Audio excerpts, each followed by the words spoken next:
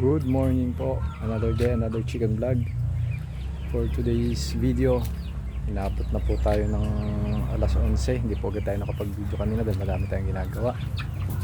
So ngayon po, kung makikita nyo, ito po, nilipat po natin muli itong ating hen na bagong bili. Dahil naninibago pa siya sa lugar, hindi pa siya masyado kumakain, tapos maila pa siya.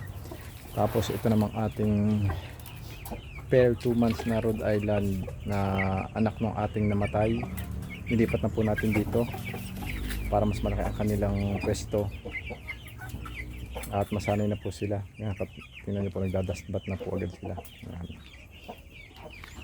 Ito naman pong ating mga silky, nilipat po natin dito. Kung natatandaan nyo po kahapon, ito po dito yung ating pair na light Brahma, nilipat po natin sila dito.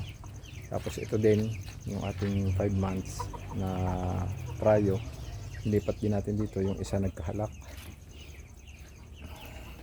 At yung ating naman pong pair light na yun, yung maliliit, nakita nyo po dito, nagpapahinga sila. Yan, nilipat na rin po natin sila dito, mas malaki ang kanilang place. Tsaka mas maganda sa feathering nila sa paa dahil buhangin yun, hindi mababasa or may ipot man, may droppings, madaling ma-absorb. Tsaka ito pa rin po yung ating mga forcal na may mga sipon, and then hintayin lang natin silang mga lumaki-laki ng konti para medyo malaman, hindi tayo lugi sa ingredients pag inulam natin. Tapos ito naman yung ating mga upgraded native, inilipat natin dito, nasa likod sila. Maglilipat pa rin tayo dito, meron pa rin po tayo dito sa kabila.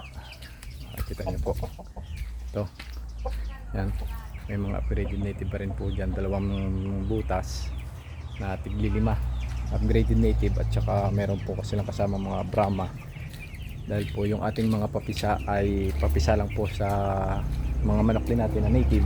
Magkakasama po yung pinapisa ni tatay, itlog ng Brahma, itlog ng upgraded native, itlog ng native, dahil wala po tayong kasalukuyang incubator, yung ating pong incubator dati ay naibenta natin. Tsaka po patuloy po tayong naglilipat ng mga manok kung saan po natin makita na maganda para sa kanila, doon po natin ginagawa, hindi po tayo tumitigil. Tulad po nito, nandito po yung ating dalawang Rhode Island kahapon, inilipat po natin dito. Yan, hindi po tayo tumitigil para maging komportable yung ating mga manok. Ngayon po ay masyadong mainit, kaya kailangan natin silang hanapan ng magandang pwesto para hindi sila ma-stress at malayo sila sa sakit. At yun nga po, katulad ng ating mga bagong gawang kulungan ni tatay, yan, ang ating pong sahig ay plastic matting. Ang advantage po nito, madali po itong linisin dahil itataas nyo lang, tatagtagin nyo lang. Katulad po nyan, malinis po, madaling linisin ng tubig or kahit na ano, para po hindi mabasa itong ating kulungan dahil plywood po yan. Pagka dumating po yung panahon na tag-ulan ay aamagin po sila, katulad ng ating isang kulungan dun, kaya pinalitan po natin yun ng plywood. Inalis po natin dahil inamag po, dahil lagi nababasa ng ulan pag bagyuhan. Kaya ito po, nung nag-decide ako magawa ng panibagong kulungan, pinilit ko po na plastic matting para madaling tanggalin, madaling linisin, para po sa hygiene ng ating mga manok. Kung may sakit man po ang ating manok, may droppings na pwedeng mag-infect sa iba, eh madali po natin siyang malinis, hindi po siya mag-i-stay doon sa ating sahig ng kulungan. Hindi katulad pagka sa tangkal na kawayan, hindi nyo po maalis yan, mahirap linisin pag nag-accumulate na. Kaya yan po, patuloy pa rin po tayo naglilinis dito, madami po tayong linisin. Ito nga po palang ating BPR show type na 4, nagkasakit po yung dahil bata pa po sila, tapos yung ibiniyahe siguro nalamigan sa aircon. Yan po, halos may sakit po silang lahat, may sipon, nagkalalim-lalim na po sila dahil hindi ko agad napansin.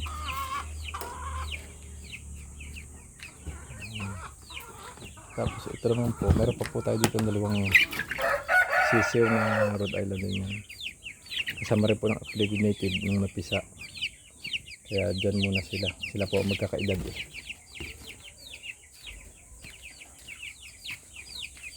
Meron pa rin po tayo mga lilinisan katulad niyan. Ayan.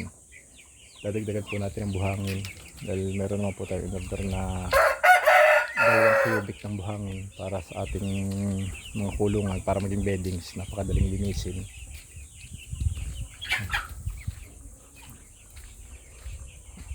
At ililipat po natin siguro dito yung ating may mga sakit. Sobrang init din dito. Ayan.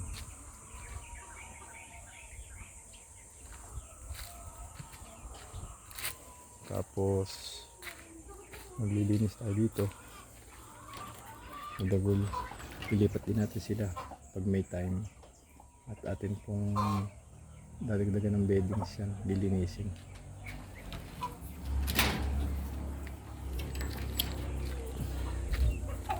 Ngayon po ay kailangan nating magpatubig.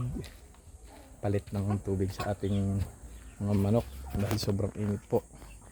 Yan po igawain natin dito.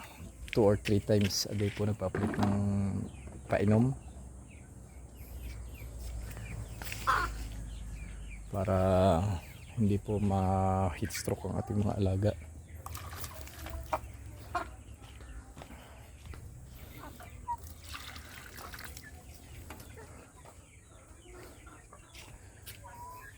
Tayo.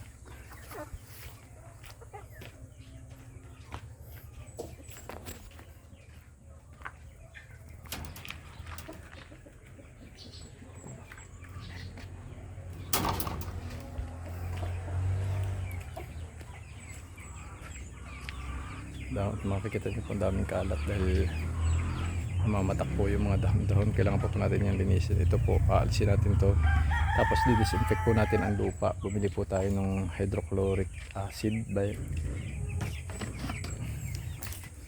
Kailangan natin spray dito sa lupa para mawala yung bakterya. Dahil nito may mga sakit po. Para hindi mahawa ang ating ibang manok. Baka maging airborne po yung sakit nila. Meron pong mga native sa kapitbahay.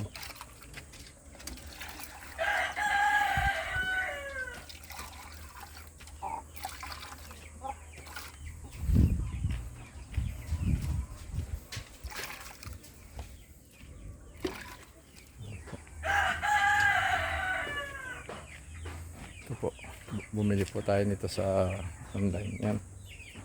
Yan po yung ag-agan. Napakadaling maglinis pagka pinadaan nyo dyan ang buhangin. Matitira lang po yung mga droppings na nabalot na sa buhangin, kaya mabilis. Inumin po natin yung iba.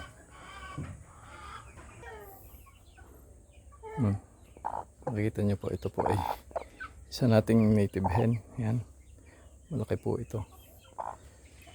Masyado po siyang broody, kaya ang gagawin po natin ay atin po siyang ikukulong para maputol po yung kanyang pagiging broody dito. Yan. Siya ikukulong.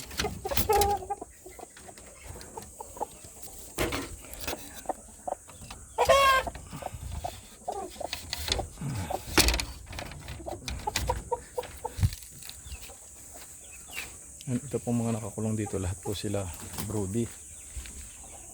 Naglilimlim po sila kahit wala namang itlog dahil lagi po namin kinukuha, kaya kinukulong po namin sila sa tangkal para maputol yung cycle. At nagsimula po ulit silang mga itlog after 2 to 3 weeks. Minsan maaga pa. Kaya mas maganda rin po yung may ganyan kayong spare na kulungan for quarantine kung merong may mga sakit at saka yan, ganyan. Ito po ay kung ang alaga nyo po ay may native kayo or yung mga orientals na mahilig maglimlim. So yan po muna, may gagawin pa rin po tayo. Dire-diretso lang po ang ating paglilinis dito at pagpapaganda. Simula na po ulit tayo ng ating journey. Maraming salamat po sa uulitin.